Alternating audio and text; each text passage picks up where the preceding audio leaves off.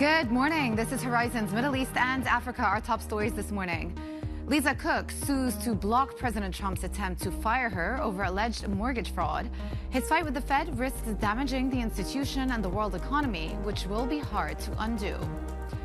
Fed Governor Christopher Waller says he would support a 25 basis point rate cut next month and signaled more easing over the next 3 to 6 months. And tariff workaround, Indian firms look to expand in Africa as a way to dodge the 50% levy set by the U.S. It's just gone 8 a.m. across the Emirates. I'm Jumana Bersechi in Dubai. Happy Friday, everybody. Well, another record high for the S&P yesterday. We pierced through some key levels, 6,500 for the main index. And of course, so much fanfare around NVIDIA. But at the end of the day, the stock ended flat. Still, many price upgrades have come through from the analyst community. The target price lifted higher after that set of earnings yesterday. Today, the focus is going to be on inflation data. We get PCE. Obviously, we know that the Fed look at that very closely.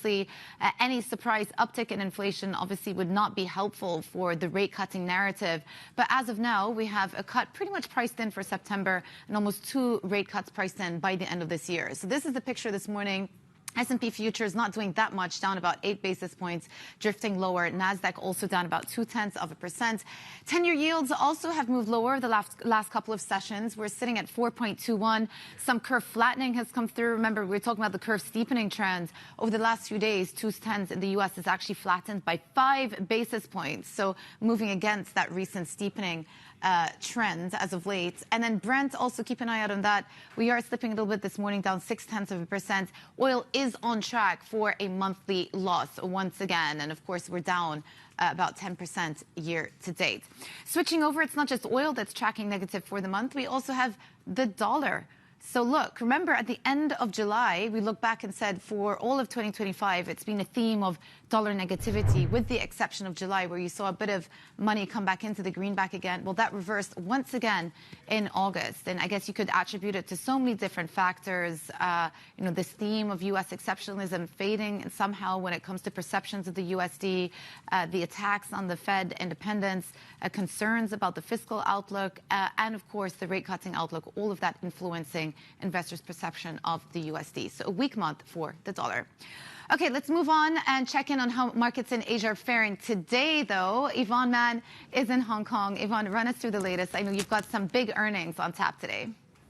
Yeah, Jumana, there's only one game in town, and really it's China. And this liquidity-driven rally seems to continue. The bulls very much in control right now. Yesterday, we were talking about record net selling on the southbound flows from mainland investors to Hong Kong. We're not quite seeing that here right now because it seems like most of these equity markets leading up to that lunch break were doing quite well. So especially when you take a look at onshore, right? The Chinex in Shenzhen is up some 2%. Alibaba is the next one to watch here. Obviously, what we heard from Meituan yesterday, and one analyst calling, the bloodbath that they talked about here. How does that impact Alibaba and how they are going to continue in this aggressive, fierce competition in the food delivery space? That's very much in focus as well. Perhaps might overshadow all the cloud computing AI push that they might talk about here. But yeah, you talk about market turnover. We are set for a record when it comes to monthly turnover here across these markets then. And the CSI 300, we're getting closer once again to those March 2022 highs. What's moving this? And that's despite what we heard the likes of Morgan Stanley saying, look, sporadic but not prevalent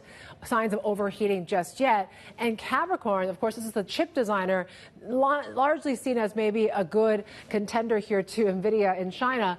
They themselves came out with a warning saying, look, the stock price, which has doubled in a month, is not aligning with fundamentals here right now. And that certainly has cooled down some of these chip makers in China, like Capricorn and Hua Hong Semi, both down some 5%. But CATL, biggest move there, we're up some 11%.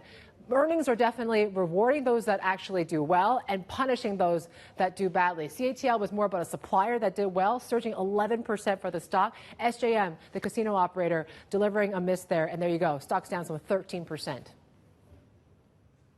Brilliant. Yvonne, thank you so much for running us through the latest out of Asian markets. A lot of focus on that China rally, a huge one in the last month. But let's go back to the main story of, well, I should say not just today, the last couple of days. The Fed Governor Lisa Cook's lawyers are suggesting a clerical error may be behind a mortgage dispute, which led to President Trump's attempt to oust her. She warns the move could cause irreparable economic harm. Joining us now is Bloomberg's Jill says. Jill, just run us through the latest and exactly what Lisa Cook's legal team are saying. Yes, Jumana. So what we're seeing now in this lawsuit is what could be a potential defense to these allegations that she sort of fraudulently listed these homes in Michigan and Georgia as her primary residence. That's essentially what the Trump administration or Trump himself is really alleging here. And so what her attorneys are trying to say here, they're saying it's an illegal attempt by Donald Trump to try to get her removed from her position. They're saying that this was a clerical error. Really, I think at this point, Jumana, you're looking at just a really sort of slowly unfolding legal situation, something that could potentially drag on in courts for quite some time now. But it really also just kind of shows how much the Trump administration is really trying to gain some more influence over a lot of these Fed positions as Trump really pushes them to lower interest rates. Yeah. And let's talk about something else also that's coming into play today on the whole tariff front and levies. The so-called de minimis levy on small shipments that arrive to the U.S. now will be charged at an extra amount. So just walk us through what the U.S. is doing in that regard. Yes, that's right, Jumana. So this was the exemption for basically any package worth under $800 US that's going away. I will say that the formality of this finally ending here is maybe not have as much of an impact as it did earlier this year when the Trump administration removed exemptions specifically for China and Hong Kong. I think China was a really key part of this because when you looked at the total number of shipments that sort of met this de minimis exemption, really coming, a lot of those, I think 3/4 of which were coming from China. It was, those really, really big companies like Temu and Shein that specialize in shipping those really, really, really, really low cost goods to American consumers that were big benefits of that. So I think we've already kind of seen a lot of that absorbed. But it does just kind of show you, I mean, this is an exemption that the Biden administration was actually looking at a bit. Obviously, the Trump administration has now removed that. But I mean, in the context of the broader global sphere, a lot of other nations, I mean, the exemption in the U.S. is pretty generous relative to a lot of other places in the world. Still, obviously, does mean quite a bit in terms of what this could mean for some supply chains and sort of logistical issues. But yes, it does, I think, mark a pretty significant end to this specific program, at least today. Yeah. Apparently, well, I was just reading, the de minimis rule goes all the way back to 1938, so it's been in place for a really long time. Fascinating to see it being lifted. Now, Jill says, thank you so much. Well, U.S. stocks rose to a record on strong economic data, though the focus remains on an upcoming inflation report that might cement expectations for a rate cut in September. Fed Governor Chris Waller reiterated support for such a cut and sees even more after that. Based on what I know today, I would support a 25 basis point cut at the committee's meeting on September 16th and 17th. While there are signs of a weakening labor market, I worry that conditions could deteriorate further and quite rapidly. And I think it is important that the FOMC not wait until such a deterioration is underway and risk falling behind the curve in setting appropriate monetary policy. Joining us now is Trinh Nguyen, Natixis Senior Emerging Asia Economist. Good morning to you, Trinh. The market obviously is paying a lot more attention to Chris Waller these days, given he is now the favorite to succeed the Fed Chair Jerome Powell next year. But obviously, he continues to sound very dovish, talks about the need for a 25 basis point rate cut at the next meeting, and then sequential cuts after that. Does that tie in to your own expectations of what you expect to see out of the Fed in the coming months? Well, for the Fed, it's walking forward with the idea that goods inflation are going up, but the fact is that tariffs are being eaten by importers and also exporters and eventually will be passed on to consumers, but not just yet. Because you can see the bigger companies absorbing it to gain market share. So that is a big uncertainty of how high it could rise. And then there's also the uncertainty regarding the labor market, which has deteriorated. So which should they smooth more, uncertainty on price or uncertainty on labor market conditions? And I think it's very clear that they're leaning towards the latter, which is labor market conditions. So for PCE, it's very likely that not much change. So we're probably going to get somewhere around 2.6%. If that were the case, then the next up will be on non-farm payroll, which right before September. So I do think the next move of the Fed is to cut. Is the question, is it September? Is it October? And the more important question for all these questions regarding the Fed is really how deep they will cut, right? Because they certainly have space to do so, in contrast to other central banks. Yeah. Let's talk about the ramifications of the beginning of a, renewed Fed cutting cycle and what it could mean for some Asian economies. I feel, Japan will be watching this very closely. There's been so much debate about whether the Bank of Japan will opt for a hike this side of the year. If the Fed do start cutting more aggressively, does that take some of the pressure off the BOJ? Absolutely. The BOJ is in no hurry to hike. It knows it needs to hike. It doesn't want to hike. Real rates are extremely negative, but also it's negative economic data. Today we got inflation data slowing due to subsidies, but also retail sales slowing, and so is industrial production. So therefore, the BOJ is not going to be in a hurry to hike, even if it's really late, because it wants to make sure that growth is being taken care of, and therefore real rates remain negative. So meantime, what really will drive the yen is really the dollar, right? Because the differentials are not going to be driven by higher BOJ rates in the short term. It will be driven by Fed rate in the short term. So my bet is that it's very likely that the Fed will cut before the BOJ hiking. And it probably will hike, but that will certainly take the pressure off. The appreciation of the JPY will take the pressure off on inflation. And perhaps they can wait to see how these tariffs are coming through to affect Japan. Because the reality is, despite of the fact that Japan getting that 50%, it's not very clear whether or not they get what the EU got, which is that it's not stacked. The rest of the countries are getting stacked, and Japan wants to get what the EU get, which is the ceiling is 15%. Yeah, really valid to bring that in. I want to take you down perhaps another different track, which is something my colleague Yvonne Mann was just referring to, and the fact that the Chinese equity rally for the past couple of weeks has been so momentous and driven by so much liquidity and a massive amount of turnover. What do you think is going on there? Absolutely. So there is a divergence in that economic growth is slowing after an exceptional first half. It's slowing materially. That being said, China has a lot of liquidity.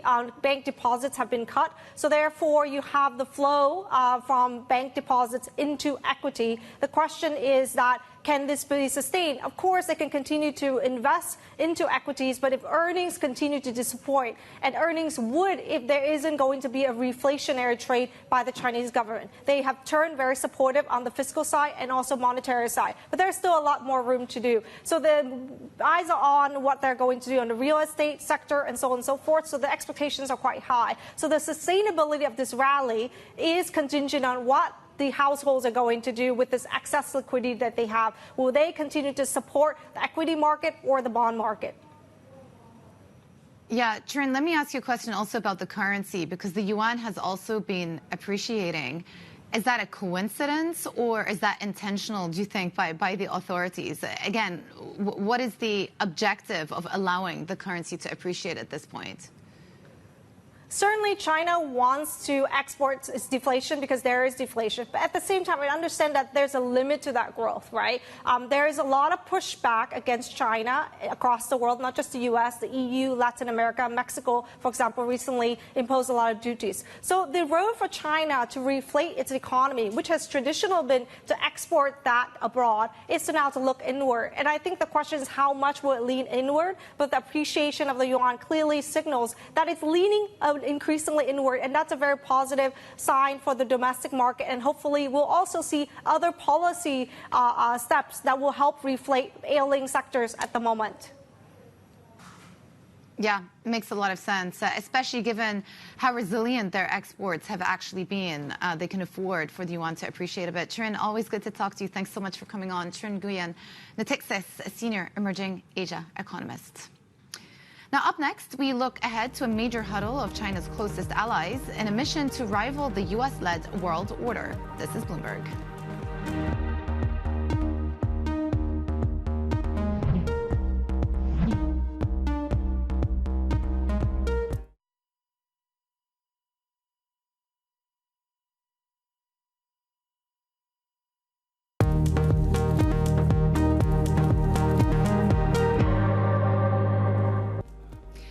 Welcome back to Horizons Middle East and Africa. I'm Johannesburg in Dubai.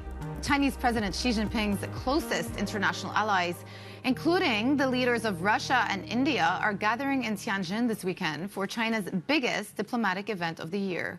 The Shanghai Cooperation Organization Leaders Summit will be followed next week by a rare military parade in Beijing. Our chief North Asia correspondent Stephen Engel joins us from the Chinese capital. So this event, this summit, is turning out to be quite a pivotal one in terms of who is actually attending, some major leaders from around the world.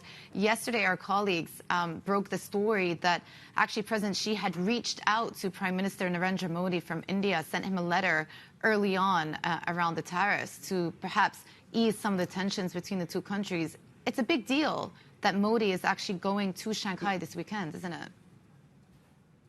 Yeah, I think that's the biggest story of all the other subplots for this SCO, and it will be the biggest SCO since it was founded back in 2001, so 24 years ago. The problem with the SCO is it hasn't been able to find a cohesive narrative for all the member nations and the observers and the partners, totaling now 26 countries, 10 main members after Belarus joined. So the main constituents obviously are India, Russia, and China, and then many of the Central Asian countries like Kazakhstan, Tajikistan, and others. But then there's these other participants who are going to be coming. So Erdogan from Turkey is joining, Anwar from Malaysia, Prabowo from Indonesia, the Iranian president, Pakistani prime minister. So there'll be a lot of leaders here for the Shanghai Cooperation Organization meeting, the SCO. Now, the big challenge for them will be to come up with that cohesive narrative in the face of growing resistance globally in the global south against the U.S. tariffs. That's why the Modi-Xi bilat and how far that rapprochement will go is what I'm watching most closely. What sort of message do you think President Xi is trying to send, and I say not to the rest of the world, but specifically to the United States and to President Trump on the back of this summit?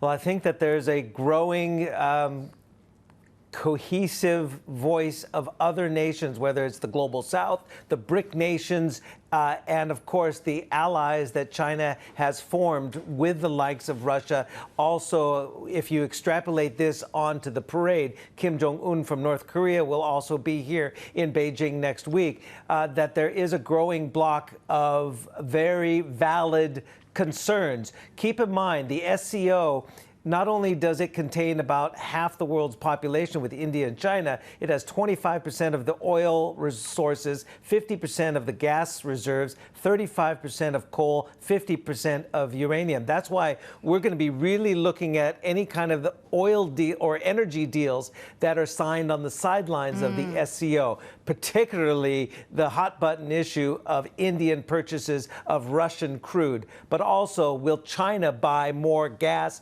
or kickstart the Power of Siberia 2 gas pipeline from Russia? Yeah. So all of these are very, very interesting side stories. Yeah.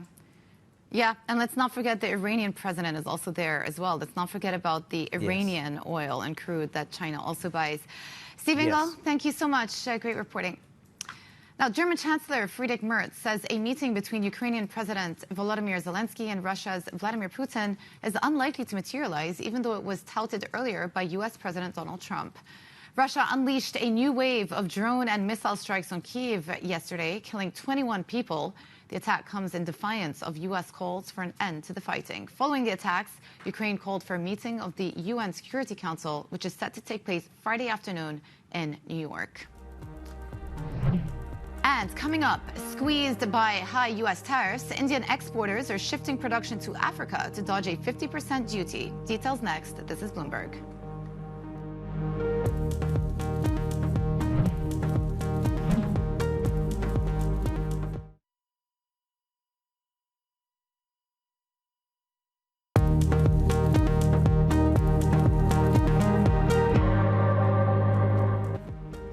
Welcome back to Horizons Middle East and Africa. I'm Johannesburg in Dubai.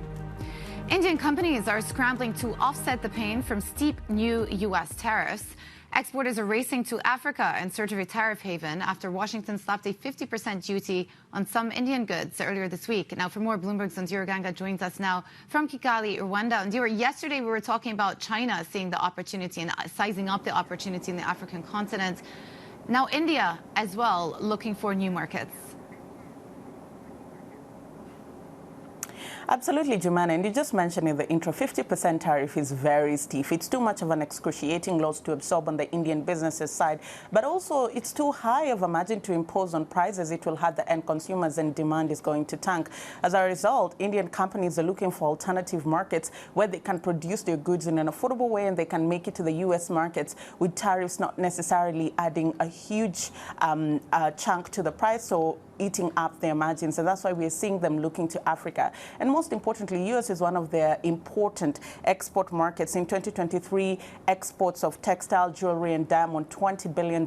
And with these tariffs, 90% of demand in certain goods and exports is likely to decrease. And that's why Africa is now emerging as that sweet spot, tariffs of at least 10%. And that's why they think they can do business here. You have companies that work in April that are looking to expand operations in Kenya and Ethiopia, and those that deal with gem diamonds are looking to expand operations in Botswana. And Africa is taking advantage of this opportunity. There are certain African countries, Nigeria, Morocco, Ethiopia, that have a conducive environment in terms of policy, tax incentives, and also just having affordable labor. But one thing Indian companies will have to contend with is they'll have to renegotiate terms of doing business if they choose to relocate big businesses. And also perception. Countries like Ethiopia, there's risk of conflict, and that's something that they'll have to work with their end consumers.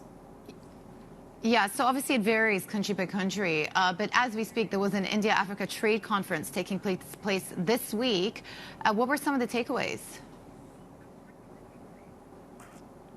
Jumana, one of the highlights is that trade between India and Africa crossed the 100 billion mark, and this is really significant because it has almost doubled in comparison to the COVID period. And if you look at the last 5 years, it has increased by about 78%, which is really, really monumental. You also have India increasing lending to the African continent, $12 billion in terms of concessional loans, $700 million in terms of grants, and they're almost trying to get into that big boys circle, trying to flex their muscle against the US, UK, EU and China. But then again, they have a long way to go to be able to come into Africa and fully establish yourself. You need to announce yourself. China has done that through the Belt and Road Initiative. US is doing that through Minerals and Security Deal. So India will have to push the envelope a little bit further to solidify their place on the continent. Bloomberg's Ndiro Ganga in Kigali, Rwanda. Thank you so much. Well, coming up, Iran faces fresh pressure from Europe after leaders pulled the trigger on international sanctions. All the details next. This is Bloomberg.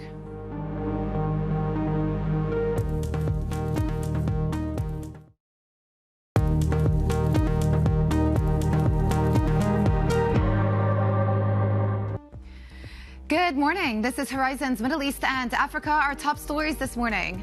Lisa Cook sues to block President Trump's attempt to fire her over alleged mortgage fraud. His fight with the Fed risks damaging the institution and the world economy, which will be hard to undo. Fed Governor Christopher Waller says he would support a 25 basis point rate cut next month and signaled more easing over the next 3 to 6 months. And sanction snapback. European leaders pulled the trigger to reimpose international penalties on Iran for failing to negotiate with the U.S. and allow nuclear inspectors to resume their work. It's just gone 8:30 a.m. across the Emirates. I'm Johannesburg in Dubai. Another record high for the S&P yesterday, breaking through 6,500. We had stronger GDP data for the second quarter, an upward revision, a bit of a surprise on back of that better than expected consumer spending. But of course, all eyes today on that PCE print and whether we get an upside surprise in inflation, what that could mean for the anticipated rate cuts for the rest of this year. About 2 full 25 basis points rate cuts are now priced in. Today, futures slipping a little bit mildly in the red. The Nasdaq down 0.2%. Should be said, though, Nvidia stock ended flat yesterday after all of that talk and fanfare. Not a lot happens with the stock. 10-year yields also a little bit lower today, moving upwards 1 basis point. But the theme this week has been one of flattening. Brent also slightly weaker this morning, down 0.5%, around $68, on track for a monthly loss. And speaking of monthly losses, let's switch over. The dollar, once again, looking at a monthly loss for August. So down about 1.6% throughout the course of the month, and really paring back some of the gains that it enjoyed in the month of July. For most of this year, as you can see from this table, it's been negative month on month on month. The biggest down month was in April, when Trump initially announced those reciprocal tariffs. So dollar weakness continues. All right, let's check in on how markets in Asia are faring as well. Yvonne Mann is in Hong Kong. Yvonne, what is the latest? Yeah, pretty quiet when it comes to the region, but it's really focusing on what's going on in China, right? Still in that lunch break, but we're still kind of digesting. This liquidity-driven rally continues to have legs here today. Take a look at how CSI 300. We are on course now to hit the 2022 highs at the close, and for the month, we're set to hit record number in terms of market turnover. So it's led to a lot of fierce debate about from the sell side on what to do next. 712 for the currency. We're actually the strongest we've seen since November for the currency amid this dollar strength. But you also have the PBOC nudging the currency a bit stronger here. Seems to be a little bit of change in the FX policy. Maybe they want a stronger currency to help with this recovery. Barclays says it could be an olive branch when it comes to trade negotiations with the U.S. as well. But certainly that is also helping to fuel this equity, a strong currency that is. Keep in mind, Alibaba BYD earnings are next up as well. And then before we go, of course, we talked about what's been going on with Morgan Stanley. They say, look, there's signs of overheating. You still need earnings momentum. You still need top-down government policies for this equity rally to continue. It can't just be based on liquidity. On the flip side, they're looking at signposts, right? So earnings, onshore bond yields, catalysts on the policy side, and government intervention. Goldman Sachs, though, they're saying, look, liquidity can still go for a ways away here. They just upgraded their CSI 300 targets for the next 12 months to 4,900. Wow. Okay, some more bullishness coming through. Yvonne Mann in Hong Kong, thank you so much for breaking it down for us. Now, European powers have referred Iran to the United Nations to face the reimposition of tough international sanctions. The move comes after Tehran failed to engage in talks with the U.S. and blocked nuclear inspectors from resuming their work.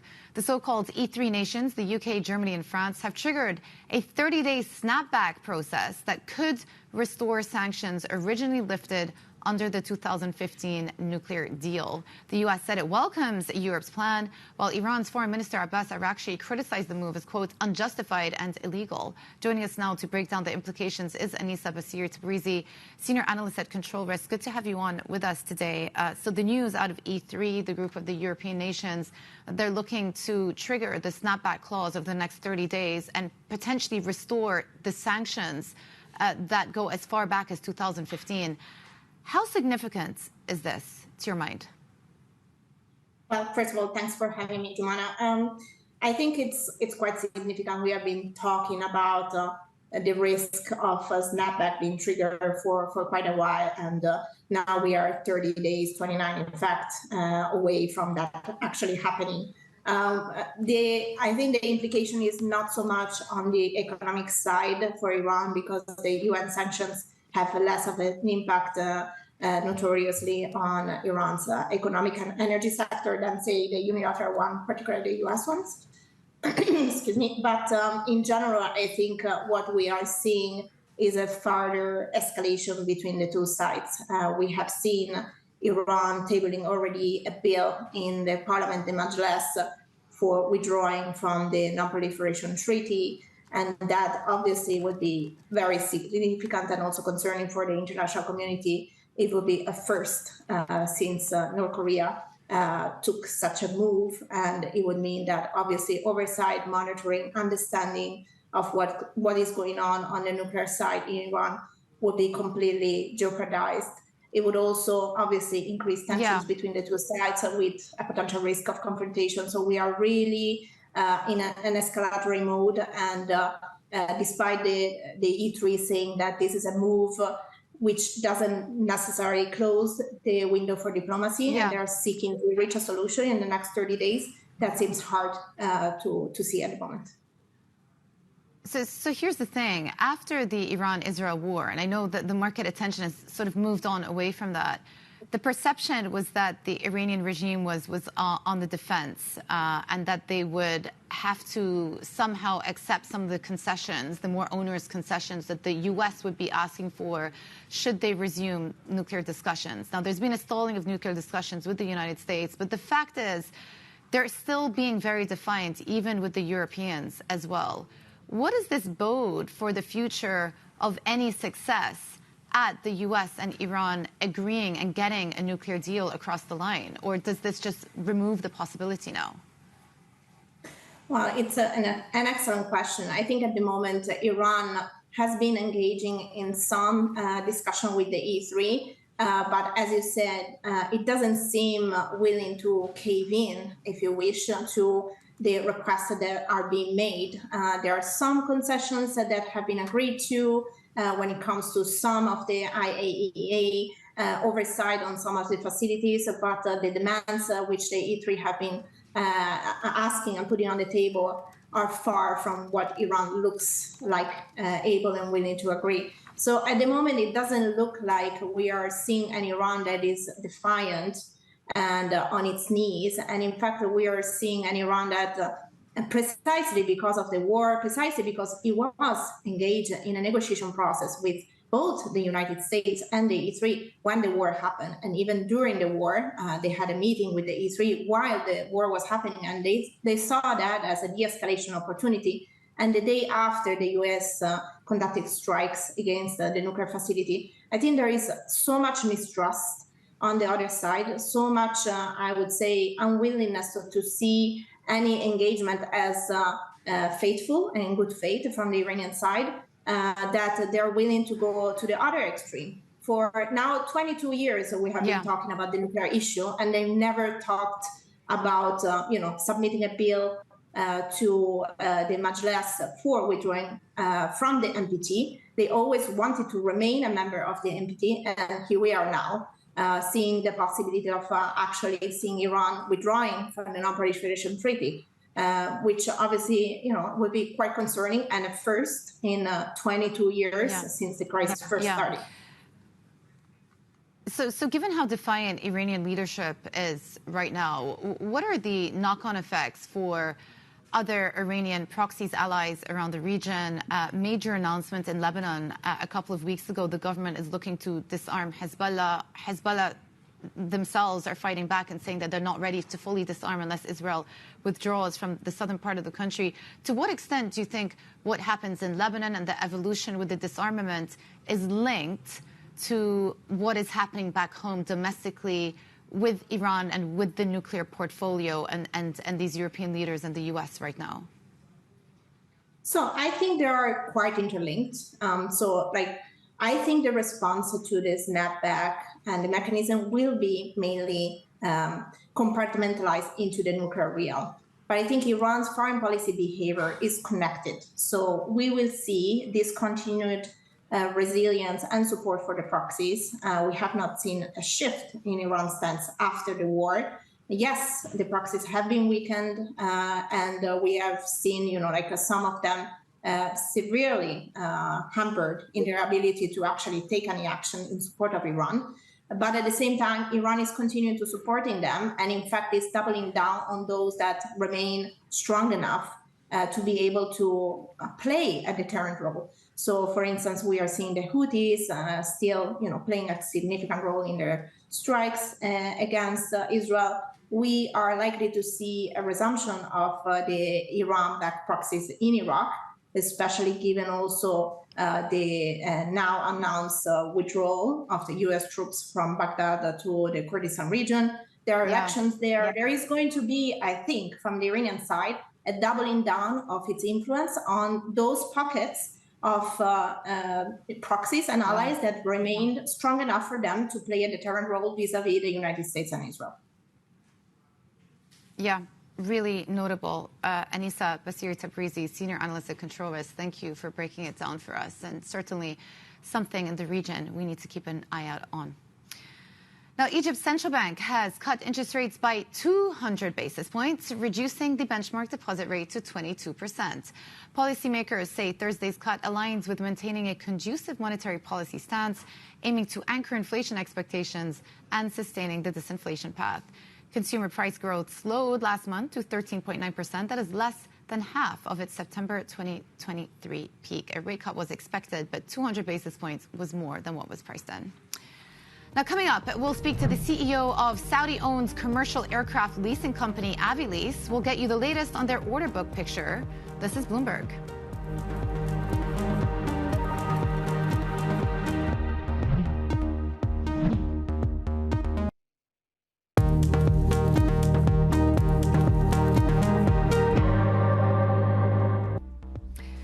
Turning to aviation now, Ryanair is expecting to receive 25 of its Boeing 737 jets between August and October. That is 4 to 5 months ahead of schedule, which CEO Michael O'Leary told us is a good sign. But he's still a bit concerned about the U.S. plane maker. We're taking the aircraft early to, if you like, to secure that growth for next summer. The only area where we can deploy those 25 extra aircraft will be this Christmas. So there'll be a lot of additional flights in most of our markets, including even in the UK at Christmas. But other than that, no, we'll sit them on the ground until we get to next April. Are you bringing them in early because you're worried about tariffs? We're bringing them in early because we're worried about tariffs, but also we're worried something else might go wrong with Boeing. So get them in early. If Boeing, I mean, it's a good sign that Boeing are able to deliver these aircraft early.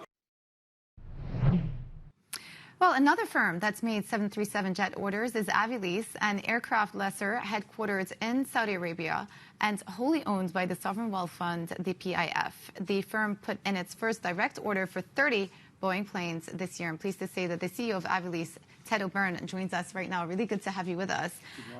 Before I ask about the orders and the outlook, maybe just give us a little bit of context about your company. This is the first time that I speak to you on the show. How big is your portfolio, and what is your ambition for how large you want your fleet size to get to? Sure. Thanks for having me, Joanna. So we have a portfolio of about 200 aircraft today, a balance sheet of about $8 billion. We cover roughly 50 airlines globally in 30 countries. So we're a true global aircraft lessor. We were launched only 3 years ago by PIF, and the mandate was to get to the top 10 of the industry, which means probably more than doubling the size of the company still from now to the end of this decade, 2030.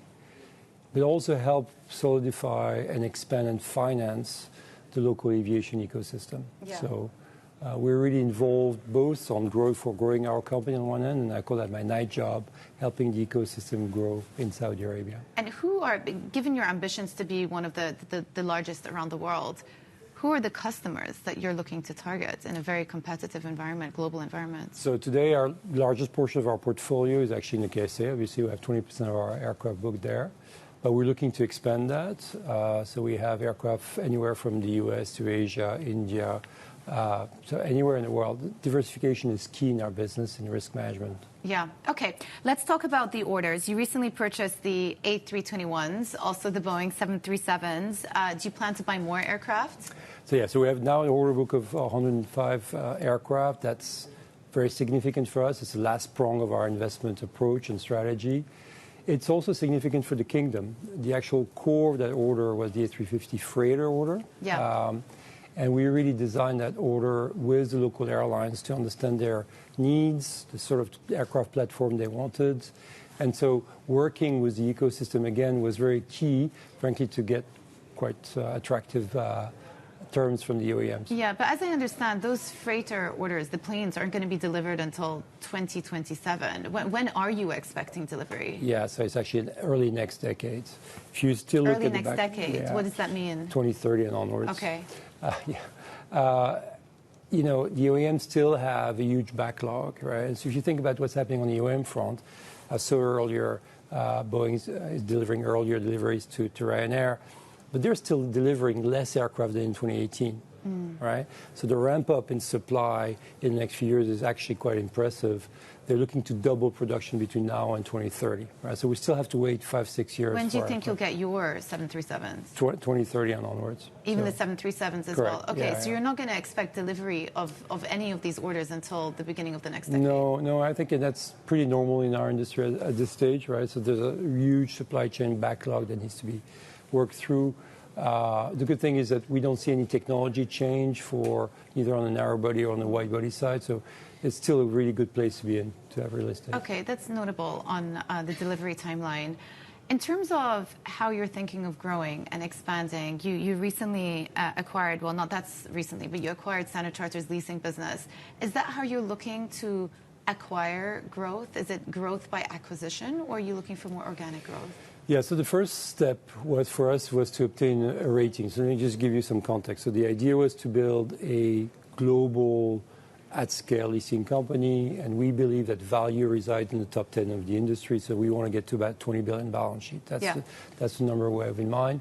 How do we get there? We opened direct investment channel with airlines, with fellow aircraft lessors, through the M&A channel, and now with the OEMs. So we've opened those investment channels. What we want to be is in tune with what's happening in the marketplace. From an M&A standpoint, you don't want to be obliged to do M&A transaction. So we have, we're arbitraging each investment channel, and frankly, I think that we can get there without an M&A. But M&A, as we've shown in the Avilease acquisition of Standard Chartered, is a great accelerator. And at the time, we really used this to not only build up the portfolio, but also acquire a team of very experienced professionals. Now we have that team in place. We have 90 professionals in Riyadh and other offices globally. So we don't need this. We're really looking at an asset play, whether we do this through M&A or transactions. I think we'll see where the market takes us. Very clear. Ted, thank you so much for joining us on the show. That was Ted O'Byrne, Avilease CEO. And coming up, is central bank independence. What can the U.S. learn from Turkish President Erdogan's meddling and push for lower rates? We discuss that next. This is Bloomberg.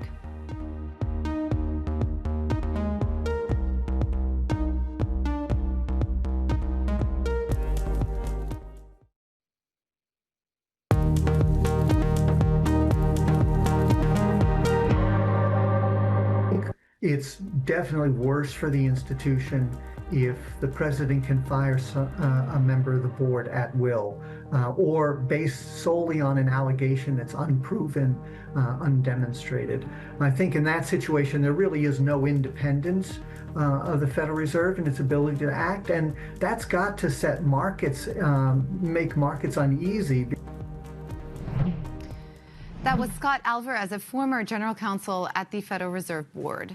Now, central bank independence and the Fed's credibility has become a hot topic recently as Trump's attacks on Powell have intensified, but it's recently gained steam as the showdown with Lisa Cook unfolded. Our colleague Selva Bahar Baziki, Turkey economist at Bloomberg Economics, well, she has some experience with what happens when governments meddle with central banks, and I would really encourage viewers of this show to go to the terminal and read your piece called "I Was at the Turkey Central Bank. Meddling Fails." What did you learn, Selva? Morning, Jumana. Yeah, well, President Trump has only threatened to remove the Fed chair. President Erdogan has actually delivered on that threat repeatedly.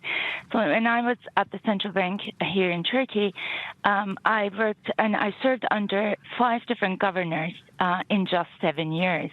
The lesson from that time is very, very clear. If you undermine central bank independence, that rattles markets, and then rebuilding that lost credibility comes at a very high price. All of that started happening in Turkey because of President Erdogan's conviction that high borrowing costs actually fuel rather than fight inflation. That saw the central bank slash rates despite mounting price pressure. The resulting outcome was even higher inflation as the lira slid, and also expectations just became unanchored. Now, the lesson is actually one coming out of an emerging market and out of repeated changes at the central bank management. But I think it still translates to what's happening at the Fed, because no matter the location, central banking actually runs on the same principles. If you rattle the market, if the market loses, believability on that central bank commitment to curb prices, that's going to unravel expectations. It's going to push inflation higher, and equity in the lira and the currency is going to suffer. There's an adage that they say in the market, don't fight the Feds. But in a situation like this one, of course, eventually the market exerted so much pressure on the financial situation in Turkey that Erdogan had to make an about-face and change the way that they were dealing with monetary policy, move towards more orthodox policy. Is that also a lesson to be gleaned, in that in this situation, if the government intervenes too much, you can fight the Feds and actually, eventually, the market will get the upper hand?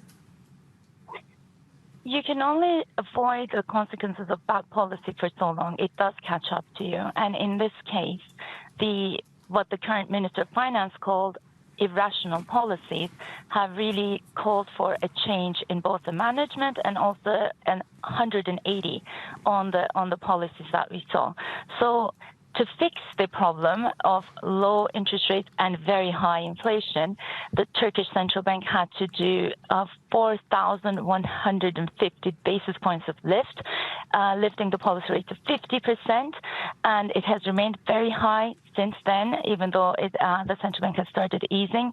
So not only does it call for an about face, as you said, it also calls for very high rates to rein in those expectations still and build that credibility with markets. The currency also slid, adding to the problem here in Turkey. So, as you said, it calls for a reversal of the policy, and that reversal is really, really costly. Yeah. On the outlook, we still see the central bank remaining at very high rates. We're going to have to leave it there. Selva Bahar-Raziki, our Turkey economist at Bloomberg Economics, and definitely go and read that piece on the terminal. That is it for our show. Daybreak Europe up next. This is Bloomberg.